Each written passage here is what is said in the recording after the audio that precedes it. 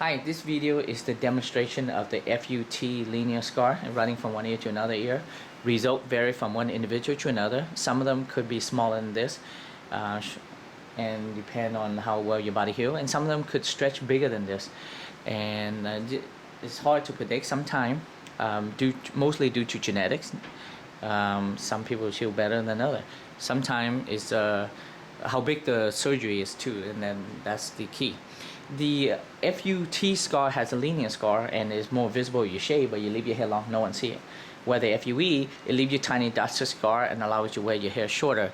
I perform both the FUE and FUT. Both leave you scar. No surgery is without scar. The benefit of the strip method is a lot cheaper than FUE. The number of grafts we can move is more. We can move 3,500 to 6,000 grafts per day. And it's more for advanced hair loss pattern. And the percent growth rate, now I will give you good result whether FUE FUT, but if you compare my FUT versus my FUE, the growth rate is around 5 to 10% on average better than the FUE. However, even my FUE is still better than most clinic does strip method or FUE. On the other hand, the downside of the strip method is a linear scar. It's more invasive, more painful than the FUE. The recovery, and it's a little bit longer, more chance of infection. In terms of a little bit longer, in terms of healing, it's not that much. It's 1 or 2 days. On the other side, the FUE scar is less visible, less painful, and less invasive, less chance of infection.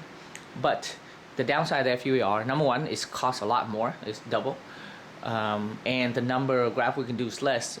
In general, we can do 2,250 grafts up to 3,000 grafts per day.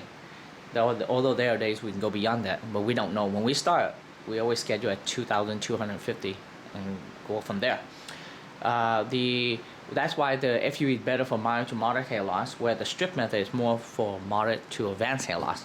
And most people with advanced hair loss opt for the strip, and most people with the mild to moderate opt for the FUE. Although with advanced hair loss, you can do the FUE. You just need to know that it's going to be multiple surgery.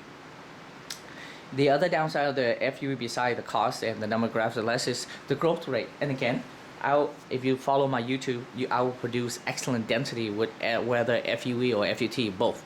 However, if you compare my FUE to my FUT, the growth rate is around 5 to 10% less than my FUT. Sometimes there could be up to 20%.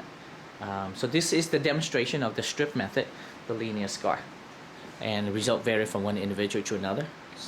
Thank you.